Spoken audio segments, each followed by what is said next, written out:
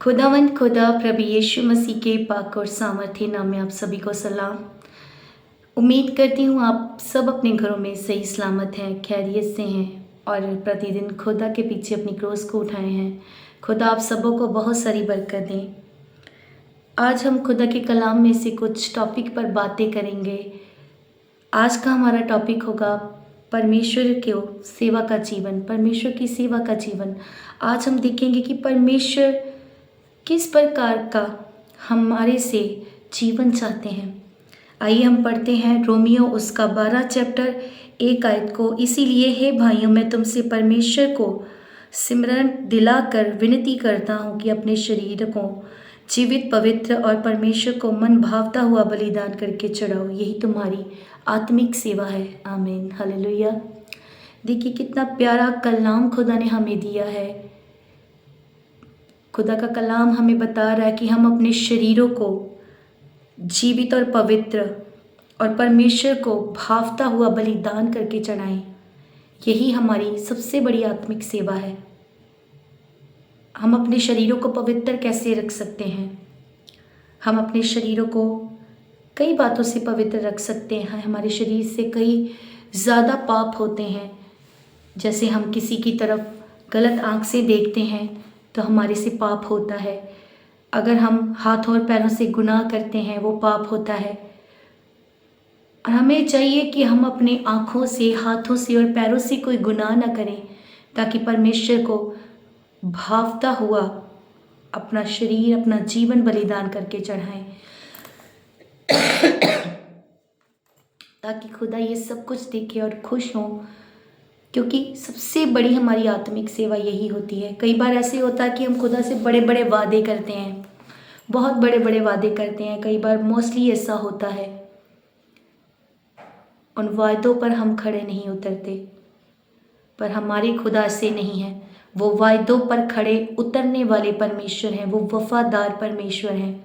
और हमें भी चाहिए कि जिस प्रकार से खुदा ने हमसे वफादारी की है, हम भी उसके प्रति अपनी वफा को दिखाएं, अपने प्रेम को दिखाएं और अपने शरीरों को पवित्र, जीवित और परमेश्वर को मन भावता हुआ बलिदान करके चढ़ाएं, ताकि हमारी जो सबसे बड़ी आत्मिक सेवा वो खुदा देखें।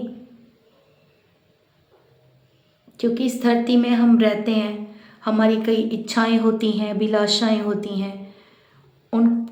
उनको अलग रखना है। हमने उनको पास में नहीं लेके आना है, उनको अलग रखना है। क्योंकि खुदा के कलाम में लिखा हुआ है कि सब कुछ व्यर्थ है। आप सब उपदेशक की पुस्तक को जब पढ़ेंगे तो तब वहाँ पर लिखा हुआ है सब कुछ व्यर्थ है, व्यर्थ ही व्यर्थ है। ये बीबी आपके साथ नहीं जाएगी, ये बच्चे, ये पति आपके साथ नहीं जाएंगे, ये भाई बहन आपके साथ नहीं जाएंगे। आपके साथ जाएगा तो खुदा का कलाम जाएगा, खुदा की रूह जाएगी। और जो आपने अपने जीवन में रहकर परमेश्वर को बलिदान करके चढ़ाया है वो जाएगा। आपका जीवन, आपकी पवित्रताई, आपका विश्वास साथ में जाएगा। परवाह मत कीजिए कि कोई आपके बारे में क्या सोचता है, क्या कहता है, या किसी ने हमें छोड़ दिया है, हमारा कोई नहीं है, हमारी माँ ने हमें छोड़ दिया, हमारे भाई ने छोड़ दिया, बहन ने, पत्नी या पति या किसी ने भी छोड़ दिया है। सो के जो कोई करता है उसको करने दीजिए। क्योंकि परमेश्वर के कलाम में तो साफ साफ लिखा हुआ है, एक माँ जो होती है वो सबसे बड़ी उदाहरण मानी जाती है संसार में। पर परमेश्वर का कलाम क्या कह रहे हैं? परमेश्वर क्या कह रहे हैं? परमेश्वर का दास पूछता है कि क्या हो सकता है दूध पीते बच्चे को उसकी माँ छोड़कर चली जाए? तो परमेश्वर ने बोला कि हाँ, ऐसा हो सकता है। दूध पीते बच्चे को, जो दूध पी रहा है बच्चा, उसको छोड़कर उसकी माँ उसे जा सकती है, पर मैं तेरा परमेश्वर तुझे कभी नहीं छोड़ूंगा, ना कभी त्यागूंगा। देखिए उस खुदा का प्यार, उस खुदा का प्यार करोड़ों माँओं से बढ़कर है। मत परवाह कीजिए अगर आपको कोई छोड़कर जाता है। आप सिर्फ अपने खुदा पर ध्यान दीजिए, अपने जीवनों की तरफ देखिए कि हमारा जीवन कैसा है। हमारा जीवन पवित्र तो है, हमारे शरीर पवित्र तो हैं, हमारी आंखें पवित्र तो हैं, हमारा मन पवित्र तो है। कहीं हम अपने सोचों से, मन से, ख्यालातों से पाप तो नहीं कर रहे? कहीं हम अपने मुंह से पाप तो नहीं कर रहे? आप ये चीज़ें सोचिए। अगर आप सब ये कर रहे हैं तो परमेश्वर को बोलिए कि खुदा मैं आप में बढ़ना चाहता हूँ, मैं आपको अपने शरीरों का बलिदान जीवित और पवित्र बलिदान करके चढ़ाना चाहता हूँ। खुदा आपकी कैसे नहीं मदद करेंगे, खुदा आपकी मदद करेंगे। कैसे आपके जीवनों में बुराई नहीं जाएगी, डेफिनेटली जाएगी अगर आप खुदा को बोलेंगे तो। आज आप अपना जीवन खुदा को दे दें तो देखें फिर परमेश्वर क्या क्या करते हैं। सब मुहैया कर देंगे खुदा, सब कुछ मुहैया कर देंगे। आपने कभी सोचा भी नहीं होगा कि ये बातें मेरे साथ भी हो सकती हैं। खुदा सब कुछ करने की सामर्थ रखते हैं। ज़रूरी है कि जो हमें कलाम बताता है, हम अगर कलाम के अकॉर्डिंग अपनी ज़िंदगी को व्यतीत करते हैं, अगर हम इस कलाम को मानते हैं। मुझे तो बहुत ही अच्छी ये वर्स लगती है कि तुम अपने शरीरों को जीवित और पवित्र और परमेश्वर को भावता हुआ बलिदान करके चढ़ाओ, क्योंकि यही हमारी सबसे बड़ी आत्मिक सेवा है। अगर हम ये सब कुछ करते हैं तो खुदा हमसे प्रसन्न होते हैं। मैं कई बार देखती हूँ अपने मेंटर्स प्रॉफिट अनिल भट्टी जी को, वो बहुत ही ज़्यादा खुदा के साथ वफादारी में रहते हैं और खुदा भी उनको नहीं छोड़ते हैं, क्योंकि परमेश्वर अपने कलाम से मजबूर है। परमेश्वर ने अपने कलाम में बताया हुआ है, जो मेरे हुक्मों और विधियों की पालना करते हैं मैं उनको कभी छोड़ता नहीं हूँ, कभी भी छोड़ता नहीं हूँ। हम उनसे बहुत ही एक्सपायर होते हैं कि वो खुदा के लिए इतना कुछ करते हैं, तो खुदा उनकी साक्षी देने के लिए खुदा जाते हैं। ऐसा जीवन हमारा होना चाहिए। खुदा को अपना शरीर, पवित्र शरीर और मन भावता हुआ बलिदान करके चढ़ाना चाहिए, ताकि खुदावंद खुश हो हमारी ये सब चीज़ों को देखकर। फिर खुदा की अनॉइंटिंग हमारा साथ नहीं छोड़ती, खुदा हमारा साथ नहीं छोड़ते, तब खुदा हमारे साथ साथ चलते हैं। और दुनिया की कोई भी ऐसी ताकत नहीं है जो खुदा के प्यार से हमें अलग कर सकती है। खुदा के कलाम में भी लिखा, क्या कलेश, क्या विपता, क्या लड़ाई, क्या भूख, कुछ भी ऐसा नहीं है जो हमें परमेश्वर के प्यार से अलग करने पाए। तो आइए हम आज उसी प्रकार से खुदा को अपने जीवित शरीर को दें, पवित्र शरीर को दें, मन भावते हुए शरीर को दें। जैसे परमेश्वर हमसे चाहते हैं वैसा हम दें, तो देखिए परमेश्वर की फिर बरकत कैसे काम करती है। देखिए फिर परमेश्वर की अनॉइंटिंग आपके सिर चढ़कर कैसे बोलती है। खुदा को पहला स्थान दें, प्रार्थनाएं करें, अपने अगुए के वफादार रहें।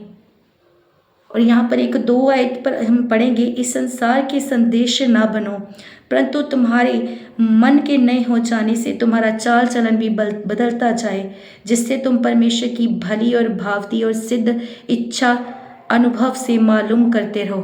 हालेलुया। देखिए कितनी सुंदर वर्स है कि संसार के सदृश ना बनो। जो ये संसार करता है हमें वैसा नहीं बनना है।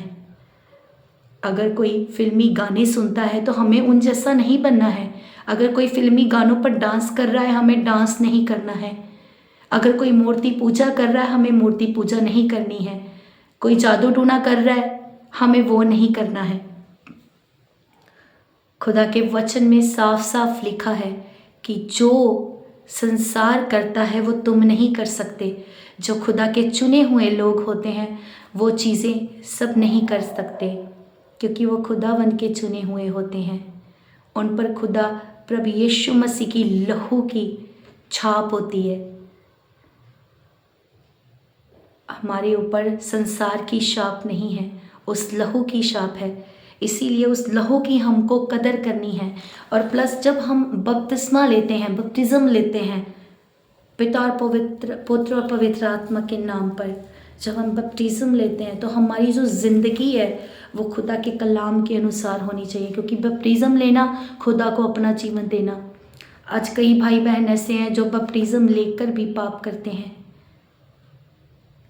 जो बपतिस्मा जिन्होंने लिया हुआ है और जो काम नहीं करने चाहिए वो करते हैं।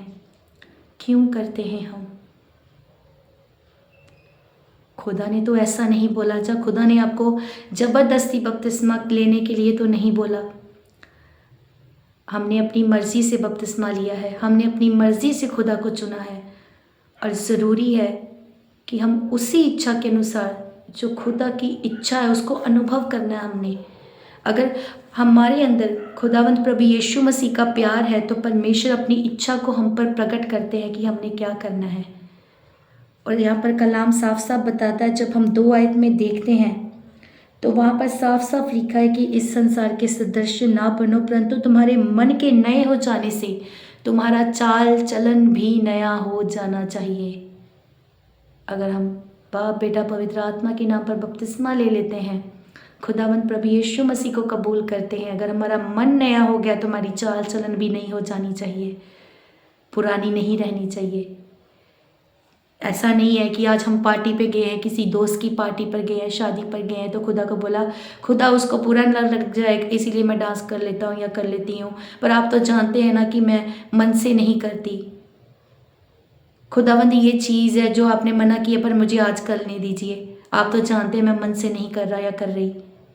नहीं, ऐसा नहीं होना चाहिए, ऐसा बिल्कुल भी नहीं होना चाहिए, क्योंकि खुदावंद का कलाम बताता है तुम्हारे मन के नए हो जाने से तुम्हारा चाल चलन भी नया हो जाना चाहिए। हालेलुया। इसीलिए अगर खुदा ने हमारे मन को बदला है तो ज़रूरी है कि हम अपने चाल चलन को भी बदलें। हम दुनिया को खुश करने वाले नहीं बल्कि खुदा को खुश करने वाले बन जाएं, ताकि एक दिन खुदा हमसे इतना खुश हो, इतना खुश हो कि आप जो बोलें वो खुदा कर दे, आप जो बोले वो खुदा कर दें। कितनी अच्छी बात है।